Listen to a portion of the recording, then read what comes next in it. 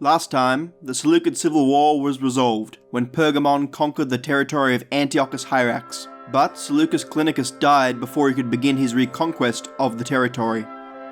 In late 225 BC, Seleucus III Keraunos, the eldest son of Callinicus, had become king, and he was going to take off where his father had left off. Although he had youthful energy and ambition, he was naturally prone to illness and was a less than inspiring leader. This led to him leaning on the help of others in order to conduct the affairs of empire. The most prominent of these was his chief minister, Hermeias, a man from Syria, who himself did not lack for ambition. Once Seleucus Keraunos set off to do war on Pergamon and retake his rightful territories in Anatolia, he was very mindful of what had befallen his father when he had delegated regional power to his younger brother, Antiochus. So, rather than leave Syria in the hands of his brother, all power was delegated to Hermeias for the duration of Seleucus' absence, while Antiochus was left in Babylon, far from the levers of power. In the Far East, the brothers Molon and Alexander, satraps of Media and Persis, were given authority over all of the upper satrapies.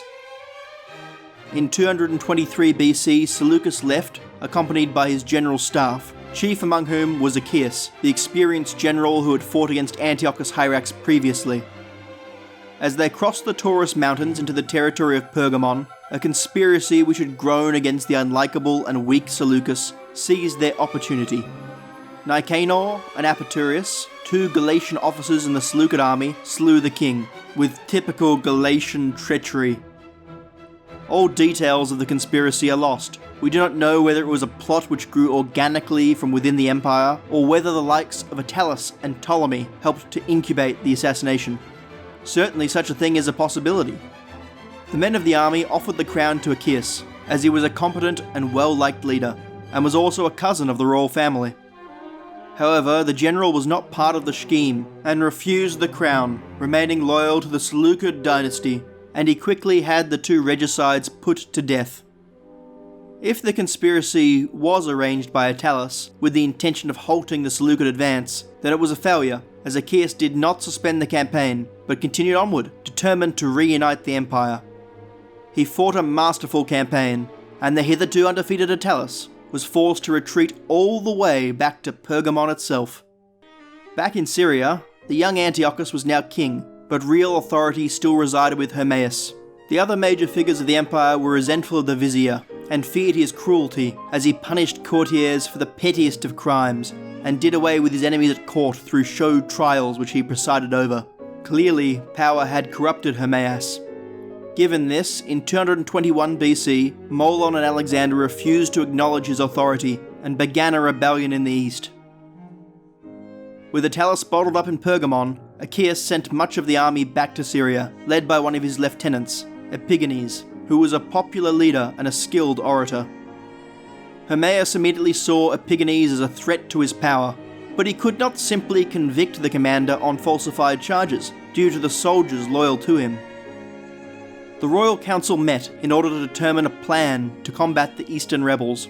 Epigenes, correctly diagnosing the cause of the rebellion, advised that Antiochus himself should take charge of the army and march east, believing the rebels would lay down their arms once they saw the king had actually taken up his regal authority. Hermaeus could not believe what he was hearing. Clearly it had been Epigenes' intention all along to bring down Hermaeus and destroy his kingdom. Before the general had finished making his case, Hermaeus, in a fit of rage, interrupted and accused him of being a traitor to the realm, whose real intention was to lure the king away from Syria, where he could be captured or killed.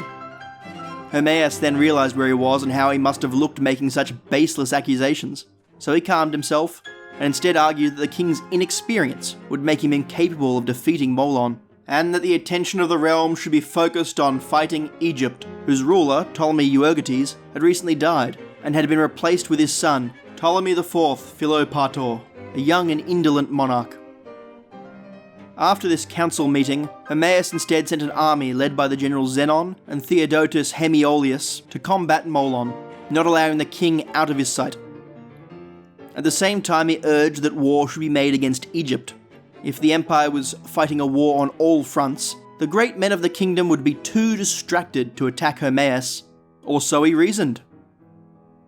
The Vizier then produced a forged letter, which claimed to be between Ptolemy and Achaeus. In this letter, Ptolemy promised Achaeus financial and military support in any wars if he declared the independence of Anatolia from the rest of the empire. The young Antiochus believed this lie and was persuaded to go to war with Egypt. Before beginning his preparations for war, Antiochus married Laodice, the daughter of Mithridates II of Pontus, in a magnificent wedding at Seleucia at Zeugma. Meanwhile, Molon and Alexander, through a combination of threats and bribery, had secured full control of the east of the empire. With the large army this afforded them, they marched to meet Zenon and Theodotus, who fled in the face of this force, leaving the rebels free to advance into Assyria. Next they intended to take Seleucia, but Zeuxis, the local governor, impounded all the boats on the Tigris, leaving the army with no way to cross. So Molon wintered on the far bank.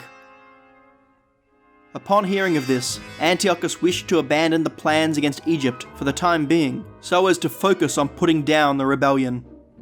Hermaeus ignored the king's wishes, telling Antiochus that it was below his station to be concerned with rebels, and proceeded with his plan.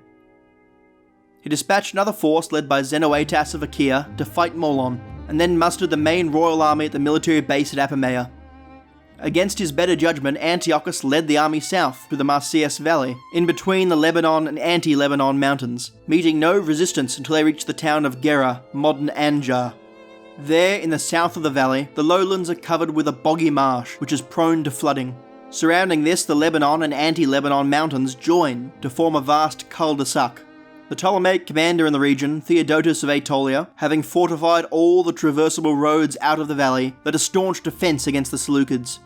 Antiochus tried to force his way through, but due to the terrain, every one of his attacks was repulsed, with great loss of life.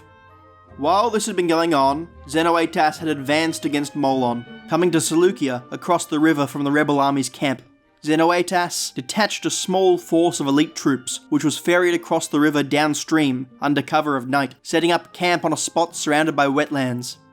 Molon, once he became aware of this crossing, dispatched his cavalry to assault the Seleucid beachhead. These cavalry, unaware of the terrain, rode straight into the swamp, and as a result many of them were killed. After this, Zenoatas advanced forward and set up a new camp near the rebel army. Molon decamped and withdrew his force back towards Media, which allowed Zenoatas to bring most of his army across the Tigris unopposed. The Seleucid soldiers, having captured Molon's camp, which was rich with supplies, and having won a victory, began celebrating, feasting and drinking wine. Molon's retreat, however, had just been a feint, and he soon turned his army around and marched back to the Tigris. Molon attacked at dawn, and Zenoatas died fighting, while many of his drunken men were slaughtered in their own beds, while others drowned trying to swim back across the river. The Seleucid army was almost totally destroyed, and their corpses were washed downstream. Molon then took Seleucia without any further resistance, and became the master of Babylonia, and had himself crowned as king. He then took control of the land up to Dura Europas, which was besieged by one of his generals, leaving his forces on the verge of entering Syria itself. The news of all this reached Antiochus, who at once abandoned his campaign in Colle Syria to deal with the crisis.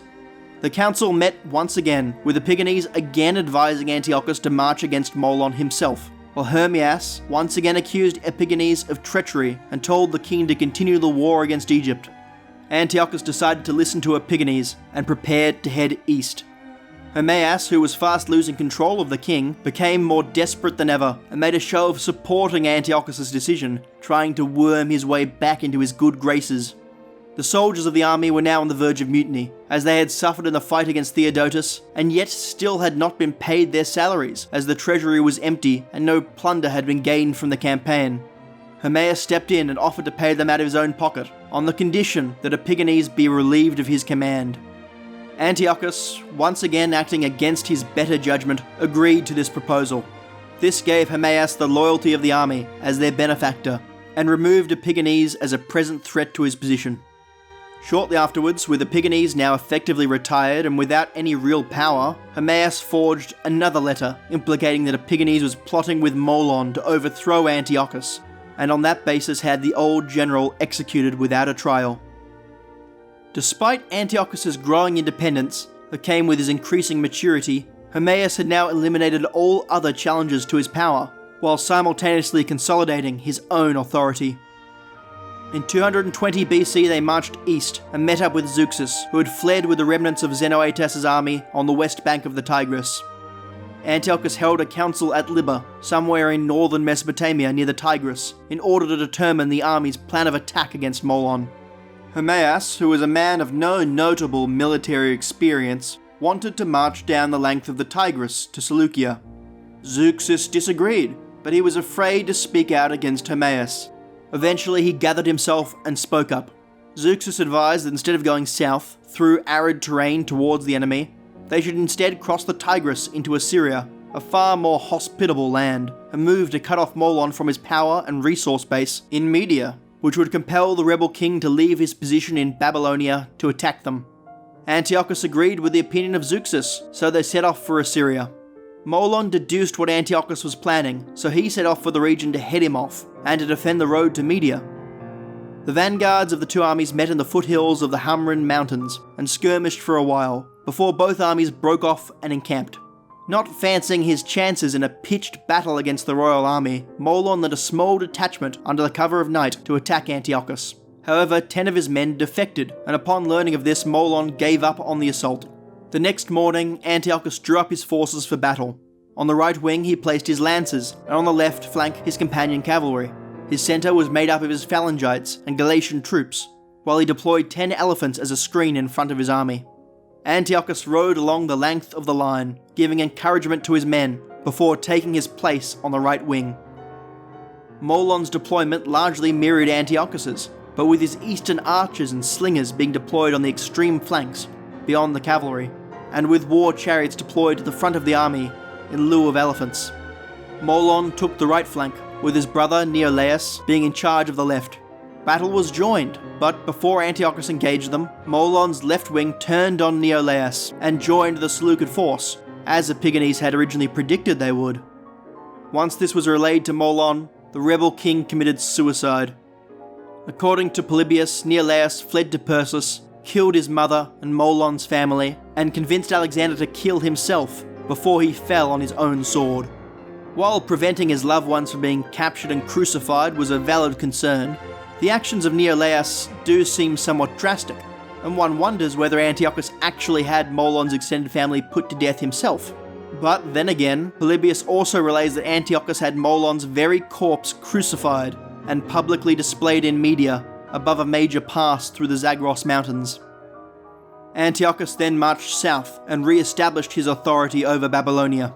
Hermaeus took this opportunity to indulge his cruelty, banishing the Senate of Seleucia, butchering many of its inhabitants, and fining the city a sum of 1,000 talents. Antiochus stepped in, put a halt to the violence, and reduced the fine to 150 talents. Now that the status quo had been restored, Antiochus sought to put his army to use against the smaller states near the east of the empire.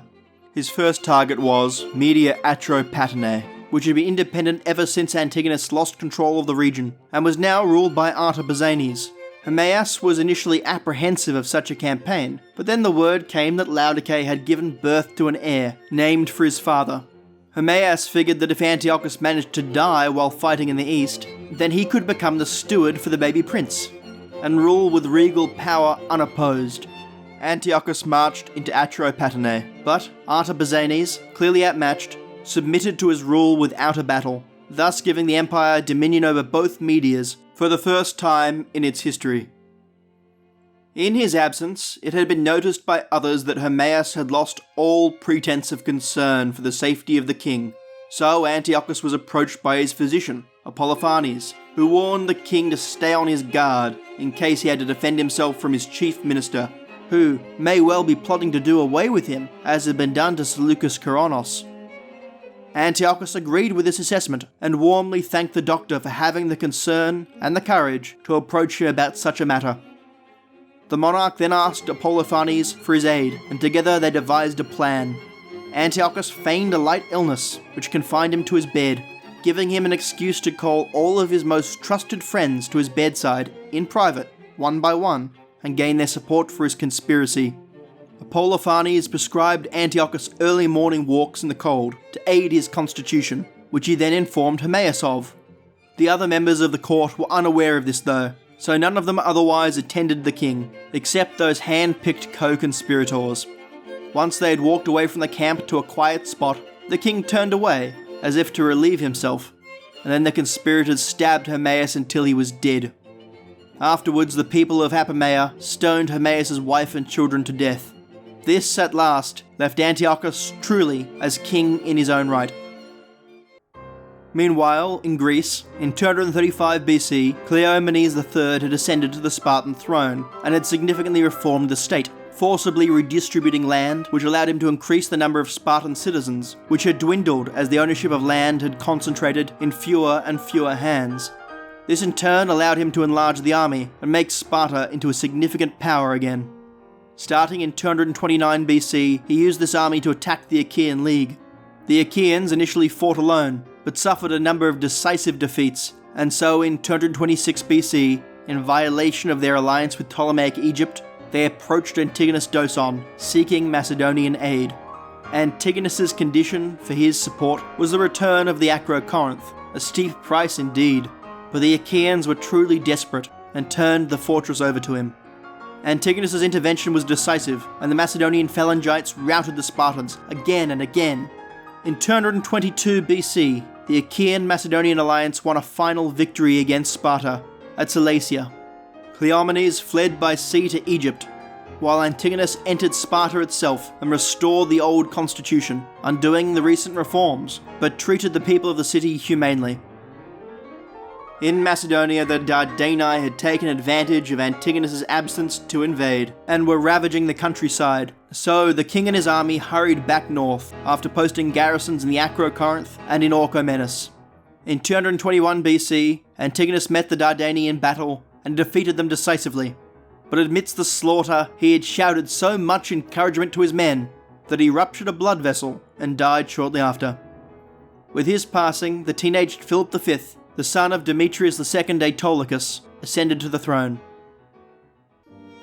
Back in Syria in 220 BC, all was not now well within the kingdom, as word came that in Anatolia, Achaeus, that loyal scion, had revolted. This was certainly an unexpected turn, given he had previously refused the crown when it was offered to him. It could well be that he'd been emboldened by his great military victories and his successful governorship of Anatolia, as Polybius suggests. At the same time, we know that Hermaeus had implicated him in a plot with Ptolemy, so he may well have feared for his life after what had happened to his colleague Epigenes, with Hermaeus' forged letter becoming a self-fulfilling prophecy, driving Achaeus into the arms of Ptolemy.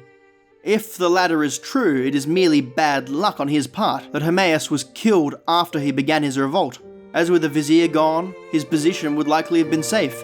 Another factor is that Achaeus had himself crowned king, not at the beginning of his revolt, but while en route to Syria.